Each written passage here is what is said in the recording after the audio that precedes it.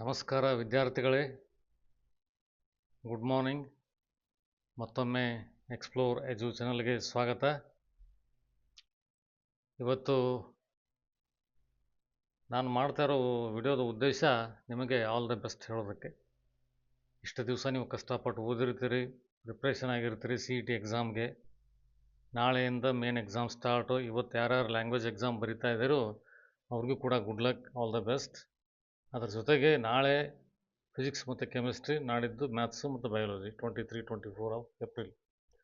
ಈ ಎರಡೂ ದಿವಸಗಳಲ್ಲಿ ನಿಮ್ಮ ಇಂಜಿನಿಯರಿಂಗ್ ಆಗಲಿ ಮತ್ತಿತರ ಪ್ರೊಫೆಷನಲ್ ಕೋರ್ಸ್ಗಳಿಗೆ ಭವಿಷ್ಯ ನಿರ್ಧಾರ ಆಗುತ್ತೆ.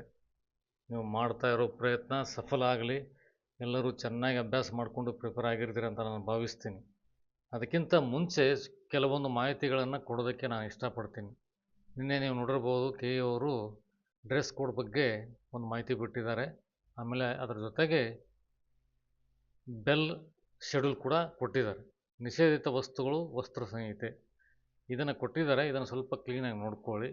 ನೀವು ಎಕ್ಸಾಮಿಗೆ ಹೋಗಬೇಕಾದ್ರೆ ಯಾವ ಥರ ಡ್ರೆಸ್ ಮಾಡ್ಕೋಬೇಕು, ಯಾವ ಥರ ನೀವು ಫುಟ್ವೇರ್ಸ್ ಅಂದರೆ ಚಪ್ಪಲಿ ಅಥವಾ ಶೂಸನ್ನು ಯಾವ ಥರ ಧರಿಸ್ಬೇಕು, ಮಾಸ್ಕ್ ಹಾಕೋದಾಗಲಿ ಅಥವಾ ಹೆಡ್ ಕ್ಯಾಪ್ ಹಾಕೋದಾಗಲಿ, ತಾಳಿ ಆಗಲಿ, ಜ್ಯುವೆಲರಿ ಆಗಲಿ, ಇದರ ಬಗ್ಗೆ ಎಲ್ಲನೂ ಮಾಹಿತಿ ಕೊಟ್ಟಿದ್ದಾರೆ. which are prohibited and not allowed inside the examination center. ಅದರ ಜೊತೆಗೆ ಮುಖ್ಯವಾಗಿ ನೀವು ನೋಡಬೇಕಾಗಿರೋದು ಇದು, ಅಕಸ್ಮಾತ್ ನೀವು ಯಾವುದೇ ನಿಮ್ಮ ಧಾರ್ಮಿಕ ವಸ್ತುಗಳನ್ನು ಧರಿಸಿದರೆ ಅದನ್ನು ನಿಮಗೆ ತೆಗೆಯೋದಕ್ಕೆ ಇಷ್ಟ ಇಲ್ಲ ಅಂತಂದರೆ, ನೀವು ಎಕ್ಸಾಮನ್ನು ಅದನ್ನು ಹಾಕ್ಕೊಂಡೇ ಬರೀಬೇಕಂತ ನೀವು ಇಷ್ಟಪಟ್ಟರೆ ಅದಕ್ಕೂ ಕೂಡ ಒಂದು ಪ್ರೊವಿಷನ್ ಇದೆ. ಅದೇನಪ್ಪ ಅಂದರೆ, candidate who wish to appear for the examination wearing religious attire must arrive at the examination center 2 hours before the exam begins. ಅಂದರೆ ಬೇರೆಯವರು ಒಂದು ಅರ್ಧ ಗಂಟೆ ಮುಂಚೆ ಹೋದರೂ ನಡೆಯುತ್ತೆ. ಬಟ್ ಈ ಥರ ವಿದ್ಯಾರ್ಥಿಗಳು ತಮ್ಮ ಧಾರ್ಮಿಕ ಬಟ್ಟೆ ಬರೆಗಳನ್ನು ಅಥವಾ ಏನಾದರೂ ಅವರಿಗೆ ಸಂಬಂಧಪಟ್ಟಂಥ ಬಟ್ಟೆಗಳನ್ನು ಧರಿಸ್ಕೊಂಡೇ ಎಕ್ಸಾಮ್ ಬರೀಬೇಕಂತ ಬಯಸಿದರೆ ಅವರು ಮಿನಿಮಮ್ 2 ಗಂಟೆ ಮುಂಚಿತವಾಗಿ ಎಕ್ಸಾಮಿನೇಷನ್ ಸೆಂಟರ್ಗೆ ಹೋಗಬೇಕು. They will undergo a special screening process before being permitted to enter and take the examination. ಇದು ಮುಖ್ಯವಾಗಿ ಈ ವರ್ಷದಿಂದ ಸ್ಟಾರ್ಟ್ ಮಾಡಿರೋದು ರೂಲು. ಈಗ ಬೇರೆ ಬೇರೆ ಎಕ್ಸಾಮ್ಗಳಲ್ಲೂ ನೋಡಿದ್ದೀರಿ ಈ ಥರ ಇರುತ್ತೆ. ಅದೇ ಥರ KCETನಲ್ಲೂ ಕೂಡ ಇದನ್ನೇ ಇಂಪ್ಲಿಮೆಂಟ್ ಮಾಡೋದಕ್ಕೆ ಈ ಥರ ಪ್ರಯೋಗ ಮಾಡ್ತಾಯಿದ್ದಾರೆ. ಸೊ ಹೀಗಾಗಿ ತಮ್ಮ ಧಾರ್ಮಿಕ ಬಟ್ಟೆಗಳನ್ನು ಅಥವಾ ಜ್ಯುವೆಲರಿಗಳನ್ನು, ಯಾವುದೇ ಥರ ತಾಳಿಗಳನ್ನಾಗಲಿ ತೆಗೆಯೋಕ್ಕಾಗದೆ ನೀವು ಅದನ್ನು ಇಟ್ಕೊಂಡೆ ನೀವು ಎಕ್ಸಾಮ್ ಬರೀತಾ ಇದ್ದಾರೆ ಅಂತಂದರೆ 2 ಗಂಟೆ ಮುಂಚೆ ನೀವು ಎಕ್ಸಾಮಿನೇಷನ್ ಸೆಂಟ್ರಿಗೆ ಹೋಗಬೇಕು. ಅಲ್ಲಿ ನಿಮಗೆ ಸಪ್ರೇಟಾಗಿ ಸ್ಕ್ರೀನಿಂಗ್ ನಡೀತಾ ಇರುತ್ತೆ. ಸ್ವಲ್ಪ ಟೈಮ್ ತೊಗೊಳ್ಳೋದ್ರಿಂದ ಅವರು ಬೇಗ ಬರೋಕ್ಕೆ ಹೇಳಿರ್ತಾರೆ ನಿಮಗೆ. ಅದು ಯಾವುದೇ ಥರ ಟೆನ್ಷನ್ ಬೇಡ ನಿಮಗೆ. ಸೊ ಹೋಗಿ ಅಡ್ವಾನ್ಸ್ ಆಗಿ ಸ್ಕ್ರೀನಿಂಗ್ ಮುಗಿಸ್ಕೊಳ್ಳಿ. Then you will be allowed to enter and take the examination. ಅದೆಲ್ಲರಿಗೂ ಆಗೋ ಥರ ನಿಮಗೂ ಒಳಗಡೆ ಬಿಡ್ತಾರೆ. ಎಕ್ಸಾಮ್ ಬರೀರಿ, ಬಂದುಬಿಡಿ. ಸೊ 10:30 ಎಕ್ಸಾಮಿಗಿರೋರು 8:30ಗೆ ಹೋಗಬೇಕು. 2:30 ಎಕ್ಸಾಮಿಗಿರೋರು ಅಂದರೆ ಮಧ್ಯಾಹ್ನ ಶೆಡ್ಯೂಲ್ಗೆ 12:30ಗೆ ನೀವು ರೀಚ್ ಆಗಿರಬೇಕು.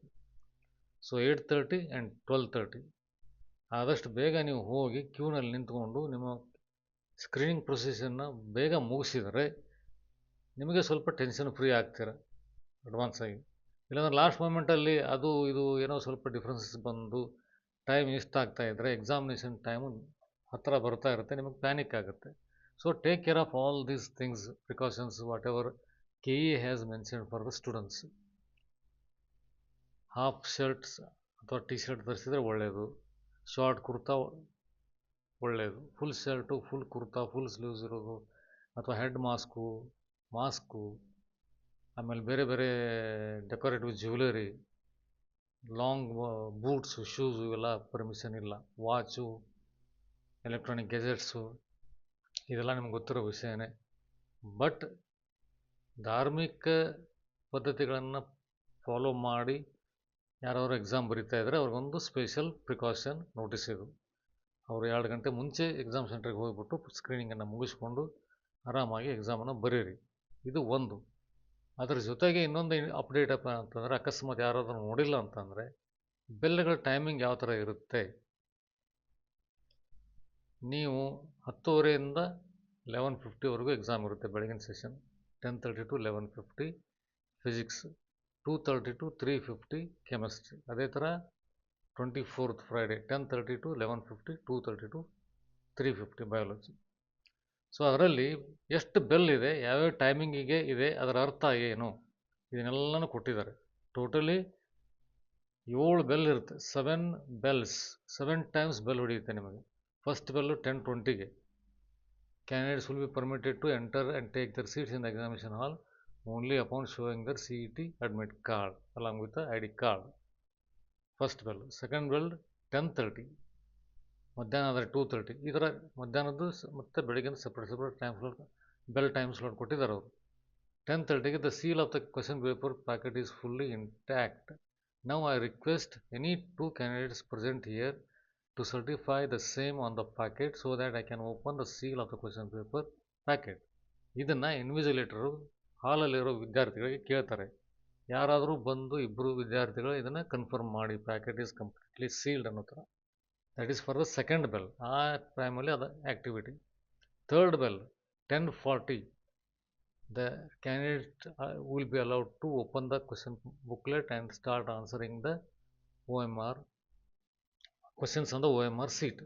ನೀವು ಆ್ಯಕ್ಚುಲಿ ಎಕ್ಸಾಮ್ ಸ್ಟಾರ್ಟ್ ಆಗೋದು 10:40ಗೆ. ಆವಾಗ ನೀವು ಕ್ವಶನ್ ಪ್ಯಾಕೆಟನ್ನು ಓಪನ್ ಮಾಡೋಕ್ಕೆ ಪರ್ಮಿಷನ್ ಕೊಡ್ತಾರೆ. ಆಮೇಲೆ ನೀವು ಕ್ವಶನ್ನ ಓದಿ ಆನ್ಸರ್ನ ಕ್ಯಾಲ್ಕುಲೇಟ್ ಮಾಡಿ OMR ಸೀಟಲ್ಲಿ ಮಾರ್ಕ್ ಮಾಡೋದಕ್ಕೆ ಸ್ಟಾರ್ಟ್ ಮಾಡ್ತೀರಾ. Fourth bell, half an hour examination is completed. 11:10ಗೆ. 11:30ಗೆ fifth bell. 20 minutes are remaining for the examination to end. Sixth bell 11:45. Only 5 minutes are remaining for the examination to end. Seventh bell 11:50 ಅಥವಾ 3:50 ಮಧ್ಯಾಹ್ನಗೆ. End of the examination. Soon after this bell, the invigilator should ensure that all the candidates have stopped answering on the OMR answer sheet. 11:50ಗೆ ನೀವು ಬರೆಯೋದನ್ನು ಬಂದ್ ಮಾಡಬೇಕು, answer ಅಥವಾ OMR ಸೀಟಲ್ಲಿ marking ಮಾಡೋದಾಗಲಿ. Examination invigilator ಬಂದು ನಿಮ್ಮ OMR ಸೀಟನ್ನು collect ಮಾಡ್ತಾರೆ.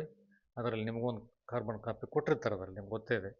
So ನೀವು ಬರುವಾಗ ಮುಖ್ಯವಾಗಿ ನಿಮ್ಮ OMR ಸೀಟನ್ನು ಹ್ಯಾಂಡ್ ಓವರ್ ಮಾಡಿ ಬರಬೇಕು. OMR ಸೀಟೇ ಇಲ್ಲ ಅಂದರೆ ನಿಮ್ಮ ಸ್ಕೋರು ಬರೋದು ಕಷ್ಟ. ಇದನ್ನು ನೆನಪಿಟ್ಕೊಳ್ಳಿ. OMR ಸೀಟ್ ಒಂದು ಕಾಪಿ ಅವ್ರಿಗೆ ಹೋಗುತ್ತೆ, ಒಂದು ಕಾಪಿ ನಿಮಗೆ ಕೊಟ್ಟು ಕಳಿಸ್ತಾರೆ. So that you can come back. ಅಂದರೆ ಆಮೇಲೆ ಪ್ರೊವಿಷನಲ್ ಆನ್ಸರ್ಸ್ ಕೀ ಬಿಟ್ಟಾಗ ಆ OMR ಸೀಟ್ ರೆಸ್ಪಾನ್ಸನ್ನು ನೋಡಿಕೊಂಡು ನಿಮ್ಮ ಸ್ಕೋರನ್ನು ಕ್ಯಾಲ್ಕುಲೇಟ್ ಮಾಡೋದಕ್ಕೆ ಹೆಲ್ಪ್ ಆಗುತ್ತೆ. ಸೊ ಆ ಥರ ಇದೆಲ್ಲ ಗೈಡ್ಲೈನ್ಸನ್ನು ಫಾಲೋ ಮಾಡಿ ಎಲ್ಲರೂ ಚೆನ್ನಾಗಿ ಪ್ರಿಪೇರ್ ಆಗಿ. ಇವತ್ತು ಒಂದು ದಿವಸ ಟೈಮ್ ಇದೆ ನಿಮಗೆ. ಮೇನ್ ಇವತ್ತು ಫಿಸಿಕ್ಸ್ ಕೆಮಿಸ್ಟ್ರಿ ಮಾತ್ರ ಫೋಕಸ್ ಮಾಡಿ. ನಾಳೆ ಎಕ್ಸಾಮಿನೇಷನ್ ಬರೆದು ಬಂದ ಮೇಲೆ ಮ್ಯಾಥ್ಸ್ ಅಷ್ಟೇ ಬರೆಯೋರು ಅಥವಾ ಇಂಜಿನಿಯರಿಂಗ್ ಹೋಗೋರು ಮ್ಯಾಥ್ಸ್ ಅಷ್ಟೇ ಫೋಕಸ್ ಮಾಡ್ಬೋದು, ಅಥವಾ ಎರಡೂ ಬರೆಯೋರು ಮ್ಯಾಥ್ಸ್ ಆ್ಯಂಡ್ ಬಯಾಲಜಿ ಫೋಕಸ್ ಮಾಡಿ ಮತ್ತೆ ರಿವಿಷನ್ ಮಾಡ್ಕೊಳ್ಳಿ ನಾಳೆಗೆ. 23 and 24 keep your composure intact. ಶಾಂತವಾಗಿರಿ, ನಿಧಾನವಾಗಿ ಎಕ್ಸಾಮನ್ನು ಸ್ಟಾರ್ಟ್ ಮಾಡಿ ಬರೆಯೋದಕ್ಕೆ. ಫಸ್ಟ್ ಕ್ವಶನ್ ಬರಲಿ, ಬರದೇ ಹೋಗಲಿ, 2, 3, 4, 5 ಈ ಥರ ಸ್ಟಾರ್ಟಿಂಗಲ್ಲಿ 4-5 ಕ್ವಶನ್ಸ್ ನಿಮಗೆ ಬರಲಿಲ್ಲ ಅಂದರೂ ಕೂಡ ಟೆನ್ಷನ್ ತೊಗೋಬೇಡಿ. ಅದು ನಿಧಾನವಾಗಿ 1-2 ಕ್ವಶನ್ಸ್ ಸಾಲ್ವ್ ಮಾಡಿದ ಮೇಲೆ ಕಾನ್ಫಿಡೆನ್ಸ್ ಬಿಲ್ಡ್ ಆಗ್ತಾ ಹೋಗ್ತಾ ಇರುತ್ತೆ. ನಾನು ಮುಂಚೆ ತಿಳಿಸಿರೋ ವಿಡಿಯೋದಲ್ಲಿ 3 ರೌಂಡ್ ಮೆಥಡನ್ನು ಫಾಲೋ ಮಾಡಿ. 30 minutes, 20 minutes ಆ್ಯಂಡ್ 20 minutes. ಅದನ್ನು ನೀವು ಸೆಕೆಂಡ್ ರೌಂಡನ್ನು ಅಡ್ಜಸ್ಟ್ಮೆಂಟ್ ಮಾಡ್ಕೊಳ್ಳಿ. 30 + 10 ಮಾಡ್ಕೋಬೋದು ಬೇಕಾದರೆ. ಫಸ್ಟ್ 30 minutes ಬೇಗ ಆನ್ಸರ್ ಮಾಡಿ ಗೊತ್ತಿರೋವನ್ನು, ಆಮೇಲೆ ಸೆಕೆಂಡ್ ರೌಂಡಲ್ಲಿ ಸ್ವಲ್ಪ ಕ್ಯಾಲ್ಕುಲೇಟಿವ್ ಇರೋದು, ಡಿಫಿಕಲ್ಟ್ ಇರೋವನ್ನು ಸಾಲ್ವ್ ಮಾಡಿ, ಲಾಸ್ಟ್ 10 minutesನ್ನು option eliminations and guess work. ಇದನ್ನೆಲ್ಲ ನೀಟಾಗಿ ಮಾಡಿದರೆ ನೀವು ಮ್ಯಾಕ್ಸಿಮಮ್ ಸ್ಕೋರ್ ಮಾಡೋದಕ್ಕೆ ಅನುಕೂಲ ಆಗುತ್ತೆ. ದಯವಿಟ್ಟು ಆ ಮೆಥಡನ್ನು ಫಾಲೋ ಮಾಡಿ. ಯಾವುದೋ ಕ್ವಶನ್ಗೆ ತುಂಬ ಜಾಸ್ತಿ ಟೈಮ್ ತೊಗೊಂಡು ಸ್ಟಕ್ ಆಗಬೇಡಿ. 1 minute ಅಥವಾ 1.5 minute maximum you have to spend. If ಅಕಸ್ಮಾತಾಗಿ ಕ್ವಶನ್ ಏನಾದರೂ ಡಿಫಿಕಲ್ಟ್ ಇದ್ದರೆ, ಬರುತ್ತಂತ ಶ್ಯೂರ್ ಆಗಿದ್ದರೆ ಟೈಮ್ ಸ್ಪೆಂಡ್ ಮಾಡಿ, ಅಥವಾ ಡೌಟ್ಫುಲ್ ಆಗಿದ್ದರೆ ಸ್ಕಿಪ್ ಮಾಡಿ. ಸೊ ಹೀಗಾಗಿ ಈ ಎಕ್ಸಾಮಿನೇಷನ್ ಟೈಮನ್ನು ಮ್ಯಾನೇಜ್ ಮಾಡೋದು ತುಂಬ important. So that you can write the questions and answer them peacefully with full composure. ಎಲ್ಲರಿಗೂ ಒಳ್ಳೆಯದಾಗಲಿ. ಮತ್ತೆ ಸಿಗೋಣ ಎಕ್ಸಾಮಿನೇಷನ್ ಮುಗಿದ ಮೇಲೆ. ಯಾರ್ಯಾರು ಯಾವುದೇ ಥರ ಮಾಡಿದರೆ ಕೇಳ್ಕೊಳ್ಳೋಣ, ವಿಚಾರ ವಿನಿಮಯ ಮಾಡಿಕೊಂಡು ಈಗ ಎಕ್ಸಾಮಿಗೆ ಫೋಕಸ್ ಮಾಡಿ. ಎಲ್ಲರಿಗೂ ಮತ್ತೊಮ್ಮೆ all the best for your CET 2026 exam. Good luck. Thank you.